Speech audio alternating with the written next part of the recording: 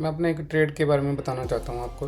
मैंने इसमें क्या देखा, इसमें मैं एंट्री कैसे ली। जैसे आपको पता है कि हम एसएमसी के कंसेप्ट के अकॉर्डिंग ट्रेड करते हैं। यहाँ पे हमने क्या देखा कि मार्केट जो है डाउन साइड को ब्रेकअप स्ट्रक्चर बनाते हुए आ रही थी और यहाँ पे हमें एक सप्लाई जोन मिला।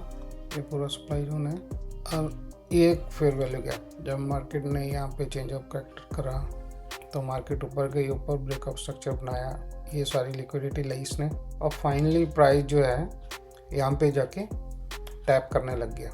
लेकिन फेयर वैल्यू गैप भी बचा हुआ था और सप्लाई जोन, ये पूरे का पूरा सप्लाई जोन है। और जब इसने फेयर वैल्यू के ऊपर टैप करा तब हम शिफ्ट करेंगे 1 मिनट के ऊपर। फेयर वैल्यू के ऊपर जब इसने टैप करा, हमने इस कैंडल के ऊपर हमने अपनी एंट्री बना ली थी।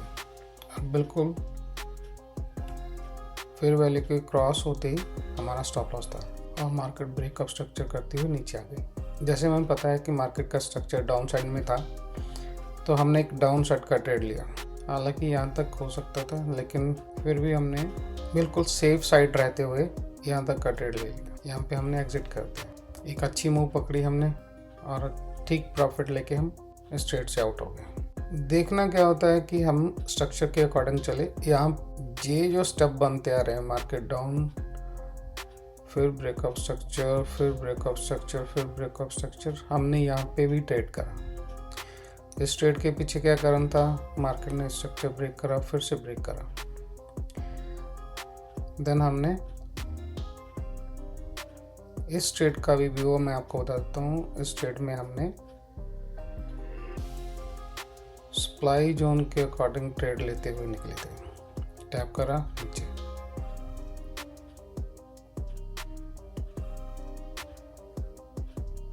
ये यहाँ पे मैंने ट्रेड नहीं लिया क्योंकि इसने डिमांड से गिर गया, सप्लाई में एंटर हुआ ही नहीं।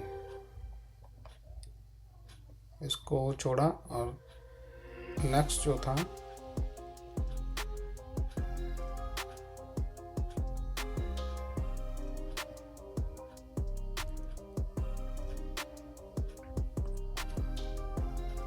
इस ट्रेड को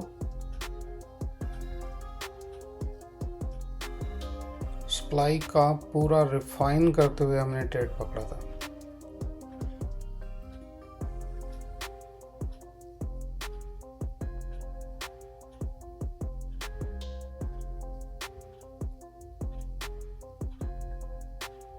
और ये नीचे यहाँ पे हमने ट्रेड लिया।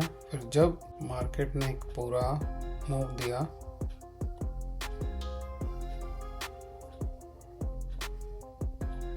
ऊपर की तरफ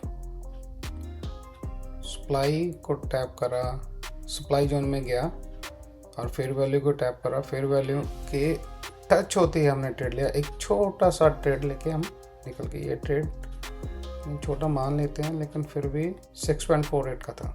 इस तरीके से अगर हम मार्केट के ट्रेंड के अकॉर्डिंग चलते हैं तो हमारे प्रॉफिट अच्छा हो सकता है। हम विन में रह सकते हैं, विनिंग ट्रेड में रह सकते हैं। करना कुछ नहीं है, सिर्फ हमें ट्रेंड में चलना होता है। ट्रेंड डाउन है, मार्केट जब भी 50% ट्रेस करेगी, अच्छी सप्लाई से हमने शॉर्ट करना है और अच्छे डिमांड से हमने बाय करना है। कंसेप्ट को ज़्यादा टफ करेंगे तो हम उसको कैच नहीं कर पाएंगे। कंसेप्ट को इजी करो और अपने कंसेप्ट में मास्टरी करो। किसी भी एक चीज़ को अगर आप पकड़ के चलते हो तो वो आपको सक्सेस देगी ही देगी, ना देने का कोई मतलब नहीं। आप अपने मेहनत से, आप अपने विश्वास से प्रैक्टिस करते जाओ और ये बिल्कुल इजी है। ये हमारा ट्रेड था। इक्वल हाई क्रॉस करा, फेयर वैल्यू सप्लाई में फेयर वैल्यू को टच करा और मार्केट नीचे। मैंने इसमें रिस्क नहीं लिया। हालांकि ये ट्रेड यहाँ तक चल सकता था, लेकिन मेरे को जो ठीक लगा सिंपल यहाँ तक, क्योंकि अनड्यूस भी तो करना है।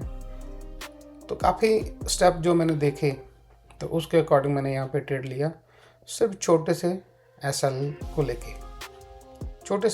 लेके मैंने यहाँ पे ट्रेड करा और एक ठीक ठाक सा जो है प्रॉफिट लेके बाहर निकल गया। तो कृपया आप भी प्रैक्टिस करें, मास्टरी करें अपनी स्ट्रेटजी के ऊपर। सबसे पहले तो आप चार्ट को क्लीन तरीके से देखना शुरू करें, बिल्कुल क्लीन, क्योंकि जब आपको चार्ट क्लीन दिखने लग गया तो ट्रेड आने लग जाएंगे। देखो नीचे, फिर नीचे, फिर नीचे, फिर नीचे, मतलब कि मार्केट नीचे है। अब जो भी हमने ट्रेड लेना है वो नीचे का ही लेना है।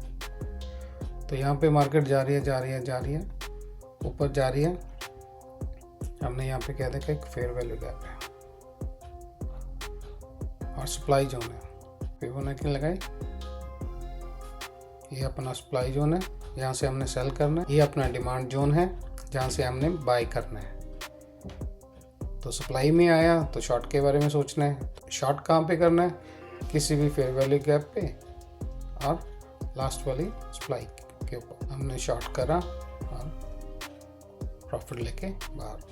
इस वीडियो से अगर आपको कुछ सीखने को मिला तो प्लीज़ मेरे को कमेंट में बताना। और भी नॉलेज की वीडियो हम डालते रहेंगे, कृपया आप बने रहना मेरे साथ। Thank you for support. Bye bye.